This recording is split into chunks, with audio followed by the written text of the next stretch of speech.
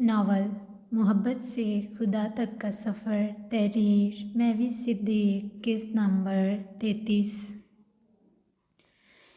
شفا بھابھی کہہ رہی تھیں ان کا نروس بریک ڈاؤن ہوا ہے، اگر انہیں جلدی ہوش نہ آیا تو وہ کوما میں۔ حد درجہ پریشانی کے باعث اذلان اپنی بات بھی مکمل نہیں کر پا رہا تھا۔ اگر انہیں کچھ بھی ہوا تو میں کیسے جی پاؤں گا یار۔ اذلان آج بے بسی کی انتہاؤں کو چھو رہا تھا۔ زینب کی میڈیکل کنڈیشن کے بارے میں سوچتے اسے اپنا دل ڈوبتا محسوس ہونے لگا۔ ریلیکس یار، کچھ نہیں ہوگا بھابھی کو، تم فکر مت کرو۔ ایان نے اسے گلے ملتے بھیگے لہجے میں تسلی دینے کی ناکام کوشش کی تھی۔ ایان، میں انہیں کیسے یقین دلاؤں؟ میں صرف ان سے محبت کرتا ہوں، میری زندگی میں ان کے علاوہ کوئی نہیں ہے، کوئی بھی نہیں۔ اذلان آج کسی چھوٹے معصوم بچے کی طرح اپنی ہر پریشانی کو جلد از جلد حل ہوتا دیکھنے کی خواہش ظاہر کر رہا تھا۔ اذلان بھابھی کو ہوش آ گیا۔ ایان ابھی کچھ کہنے کے لیے اپنے لب وا کرنے ہی لگا تھا کہ شفا کے میسج کا نوٹیفیکیشن دیکھ وہ خوشی سے چہک اٹھا۔ اس خوشخبری نے اذلان کو زندگی جینے کی ایک نوید سنا دی تھی۔ یا اللہ تیرا شکر ہے، اذلان نے گہرا سانس بھرتے خلوص دل سے اپنے رب کا شکر ادا کیا۔ چلو یار، شفا بتا رہی ہے اب تو انہیں پرائیویٹ روم میں بھی شفٹ کر دیا گیا ہے۔ ایان سر جھکائے اذلان کو شفا کا اگلا میسج پڑھ کر سنا رہا تھا۔ یار وہ میری شکل دیکھ کر کہیں پھر سے پریشان نہ ہو جائیں۔ اذلان کے بڑھتے قدموں کو اچانک بریک لگ گیا، اس کی آنکھیں بے اختیار نمکین پانیوں سے بھر گئیں۔ ایان کو اپنے دوست کی حالت زار پر ترس آ رہا تھا۔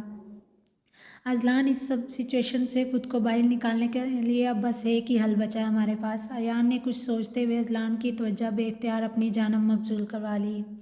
کیسا حل؟ تم بس بتاؤ یار، میں کچھ بھی کر سکتا ہوں زینب کے لیے۔ زینب کے ہوش میں آتے ہی اذلان کو اپنے وجود میں زندگی کی رمق دوڑتی محسوس ہوئی۔ تمہیں اپنی محبت اور توجہ کے ذریعے پھر سے ان کا بھروسہ جیتنا ہوگا، ان کی ہر کڑوی کسیلی بات چپ چاپ برداشت کرنی ہوگی، کیونکہ ان کے نزدیک اس وقت تم غلطی پر ہو اور سچائی تم انہیں بتانا نہیں چاہتے۔ ایان نے ٹھہرے ہوئے لہجے میں وضاحت دی۔ محبت اس سچویشن میں دیکھنے کے بعد اب وہ مجھے اپنے آس پاس بھی بھٹکنے دیں تو بہت بڑی بات ہے۔ تم محبت کی بات کر رہے ہو؟ اذلان کی بات سنتے ایان کے لبوں پر بے ساختہ مبہم مسکراہٹ رینگی۔ اذلان صاحب، اب جو بھی ہے تمہیں اپنے پیار سے انہیں اس بات کا یقین دلانا ہے کہ تمہاری زندگی میں ان کی کیا اہمیت ہے۔ ایان کا انداز مدلل تھا۔ یار تمہیں نہیں پتہ، بہت زیادہ غصے والی ہیں وہ، اتنی جلدی میری کسی بات کا یقین نہیں کریں گی۔ اذلان نے گہرا سانس بھرتے اپنا خدشہ ظاہر کیا۔ حد ہو گئی یار، پوری جرم کی دنیا ٹائیگر کے نام سے تھر تھر کانپتی ہے اور یہاں ہمارے ٹائیگر صاحب اپنی بیوی کے غصے سے ڈر رہے ہیں۔ ایان نے بات کو مزاح کا رنگ دیتے اسے بھی مسکرانے پر مجبور کر دیا۔ اس کو قہقہ لگاتے دیکھ اذلان نے باقاعدہ اسے ایک دو دھموکے بھی جڑ دیے تھے۔ زینب کو میڈیسن کے زیر اثر غنودگی میں سوتا دیکھ اذلان عفان کی ہمراہی میں کمرے سے باہر آ گیا۔ کیا ہوا اذلان، سب ٹھیک تو ہے نا؟ اذلان کو ازحد خاموش پا کر عفان نے اس سے نرم لہجے میں استفسار کیا۔ عفان بھائی، آپ حیا اور مریم کو پوری سیکیورٹی کے ساتھ واپس گھر لے جائیں، وہ بچیاں ہماری پریشانی کی وجہ سے کب سے ایک پاؤں پر کھڑی ہوئی ہیں۔ اذلان کچھ دیر پہلے حیا اور مریم کے سوتے چہروں کو اپنی آنکھوں سے دیکھ چکا، اس لیے فکر مندی سے گویا ہوا۔ وہ دونوں ابھی بھی فاطمہ کے ساتھ زینب کے روم میں ہی کھڑی ہوئی تھیں۔ سیکیورٹی کیوں؟ کوئی بری اطلاع ملی ہے تمہیں؟ عفان بھائی کے لہجے میں تفکر کے سائے لہرا رہے تھے۔ ان کی ذومعنی بات سنتے کمرے کے دروازے سے باہر نکلتا زرار بھی اپنی جگہ پر رک گیا۔ عفان بھائی، اطلاع ملے یا نہ ملے، ہمیں اس وقت ان کا خود سے زیادہ خیال رکھنا ہے۔ ہم یہاں انہیں اپنی ذمہ داری پر لے کر آئے ہیں کیونکہ وہاں حیا کی جان کو خطرہ لاحق تھا۔ اذلان پریشان انداز میں گویا ہو رہا تھا۔ حیا کی جان کو خطرہ؟ کس سے؟ حیا کا نام سنتے زرار خود کو روک نہیں پایا۔ ہاں بیٹا، وہ ناصر ملک کا بھتیجا ہے نا، شعیب ملک، تم لوگوں کے کالج میں ہی پڑھتا ہے۔ وہ اپنے چچا کا بدلہ لینے کے لیے حیا کی زندگی کو داؤ پر لگا سکتا ہے، اس لیے ہم اسے یہاں لے آئے تاکہ سیکیورٹی کا کوئی ایشو نہ ہو۔ عفان بھائی کو جیسے اذلان نے انفارم کیا تھا وہی بات انہوں نے زرار کے گوش گزار کر دی۔ زرار ہونک زدہ تاثرات سمیت ان کی ایک ایک بات پوری توجہ سے سن رہا تھا۔ زرار، اس بات کی بھنک ان بچیوں کو نہیں لگنی چاہیے، اگر انہیں ذرا سا بھی علم ہوا تو ان میں سے کوئی ایک بھی سکون کی نیند سو نہیں پائے گی۔ اذلان نے اسے یہ بات کسی سے بھی شیئر کرنے سے منع کر دیا۔ زرار اپنی نیلی جھیل جیسی آنکھوں کو سامنے دیوار پر گاڑے اسے خالی خالی نگاہوں سے دیکھ رہا تھا۔ اس وقت اسے شوبی پر بے انتہا غصہ آ رہا تھا کیونکہ اس کی وجہ سے حیا کو اپنے ماں باپ سے دور یہاں رہنا پڑ رہا تھا۔ جی چاچو۔ ज़रार ने धीमे लहजे में गोया थे इस बात में सर हिला दिया। अफान भैया, आप लोग घर जाकर रेस्ट करें और ज़मान को भी अपने साथ उसी कार में बिठाइएगा। दूसरी कार में मौजूद अफराद सिक्योरिटी गार्ड्स हैं जिन्हें आप सबकी निगरानी के लिए रखा गया है। फातिमा भी हया और मरियम की वजह से घर जाने के लिए राज़ी हो गई, क्योंकि इस वक्त जैनी गहरी नींद में सो रही थी, इसलिए यहाँ रुकने का कोई ख़ास फ़ायदा भी नहीं था। खामोशी से ड्राइविंग करता ज़रार रास्ते भर हया के बारे में ही सोचता रहा। कुछ ही मिनटों के बाद इसने बैक व्यू मिरर से हया को एक नज़र देखा और फिर से अपनी तवज्जो ड्राइविंग सीट पर मरकूज़ कर ली। सबके जाने के बाद अजलान काफ़ी देर तक डॉक्टर से ज़ैनब की मेडिकल कंडीशन के बारे में ही पूछताछ करता रहा। जो बातें डॉक्टर ने इसे बताई वो सारी की सारी अजलान के चेहरे का रंग उड़ा देने के लिए काफ़ी थी। बिल आखिर वो बुझे तासरात समेत डॉक्टर से एहतियाती तदाबीर पूछता ज़ैनब के कमरे में आ गया। ज़ैनब इस वक्त खाली खाली निगाहों समेत छत पर लगे पंखे को ही देख रही थी। जब ही अचानक अजलान की कमरे में मौजूदगी को महसूस करते उसने अपनी खुली आंखों को शिद्दत से मूंद दिया। ज़ैनब, मैं जानता हूँ आप इस वक्त जाग रही हैं। ज़ैनब को जल्दी से आंखें बंद करते देख अजलान इसके बचकाना अंदाज पर धीमे से मुस्कुराए बिना रह न सका। अजलान की नरम आवाज़ पर ना चाहते हुए भी ज़ैनब के दिल की धड़कनें बेख्तियार मामूल से ज़्यादा तेज़ रफ्तार में धड़कने पर मजबूर हो चुकी थी।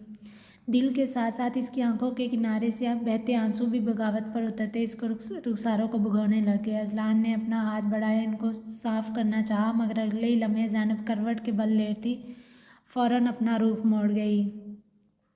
अजलान जख्म देने वाले के हाथों में मरहम नहीं जचता, वो सिर्फ सोचने पर ही इक्तफा कर सकी थी। आई एम सॉरी यार, मैं कुछ ज़्यादा ही ओवर रिएक्ट कर गया, मुझे आपसे इतना रूडली बिहेव नहीं करना चाहिए था।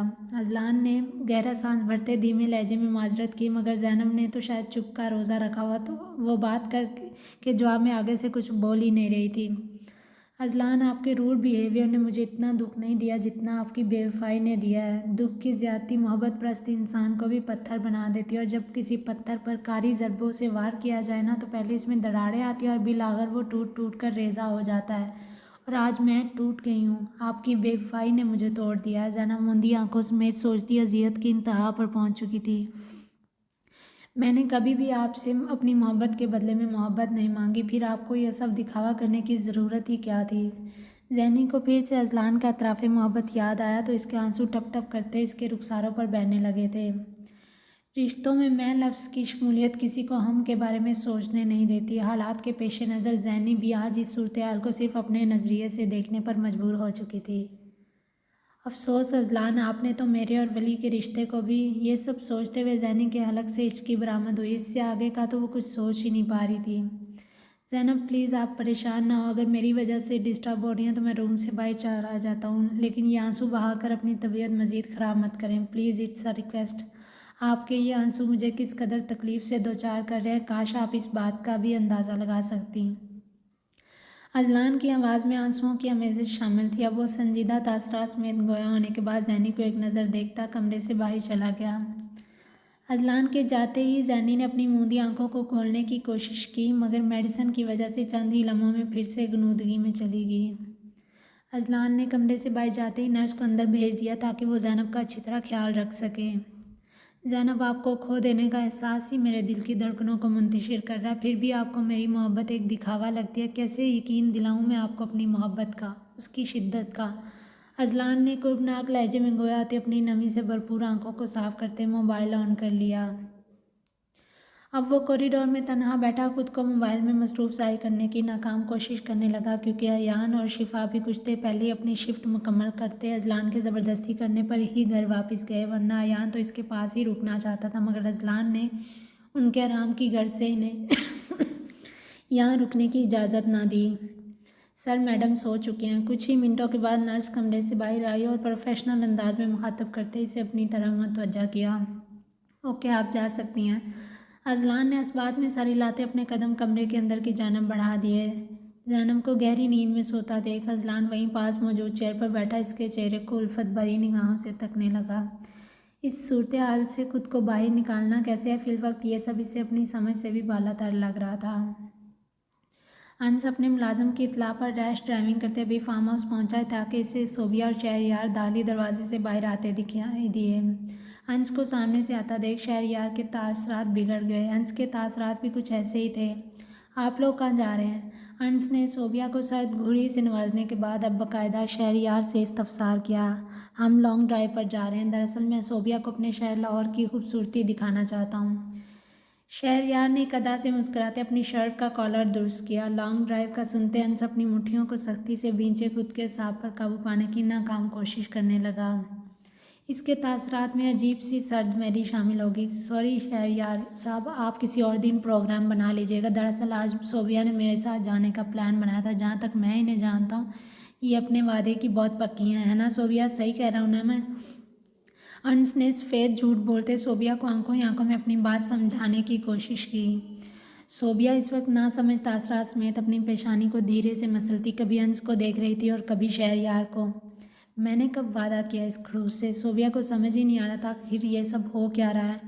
پہلے سے ہی پلان بنایا ہوا تھا لیکن صوبیہ نے تو اس کا ذکر بھی نہیں کیا۔ شہریار کو اپنا پلان خراب ہوتا محسوس ہوا تو حیرت بھری نگاہوں سمیت صوبیہ کو بغور دیکھنے لگا۔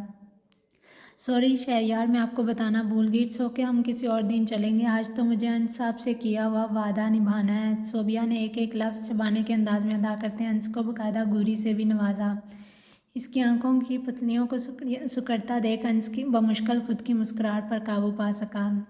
It's okay Sobia, no problem, ہم کسی اور دن پلان بنا لیں گے۔ شہریار کا پارا اس وقت ساتویں آسمان کو چھو رہا تھا مگر اس نے کمال اداکاری کا مظاہرہ کرتے اپنی اندرونی حالت کو کسی پر ظاہر نہیں ہونے دیا۔ تھینکس شہریار۔ صوبیہ شہریار کے مسافے کے لیے بڑھائے گئے ہاتھ کو تھامنے ہی لگی تھی کہ انس نے اچانک سامنے آتے اس کا ہاتھ اپنی مضبوط گرفت میں تھام لیا۔ اب وہ چڑھاتی مسکراہٹ سمیت الوداعی کلمات ادا کرتے صوبیہ کو اپنے ساتھ لیے پورچ کی طرف بڑھ گیا۔ ان دونوں کو کار میں بیٹھتا دیکھ شہریار نے زیر لب انس کو دو چار گالیوں سے نوازا اور پھر پاؤں پٹکنے کے انداز میں داخلی دروازہ بور کرتے گھر کے اندر چلا گیا۔ تم نے جھوٹ کیوں بولا؟ میں نے کب وعدہ کیا تھا تم سے؟ انس کو مسلسل ڈرائیونگ پر نظریں مرکوز کیے دیکھ صوبیہ سے رہا نہ گیا، اس لیے خود ہی پوچھ لیا، تو میں نے آپ سے کب کہا کہ میں اندر سچ بول رہا تھا؟ انس نے ڈٹائی سے مسکراتے طمانینت بھرے انداز میں جواب دیا۔ صوبیہ کی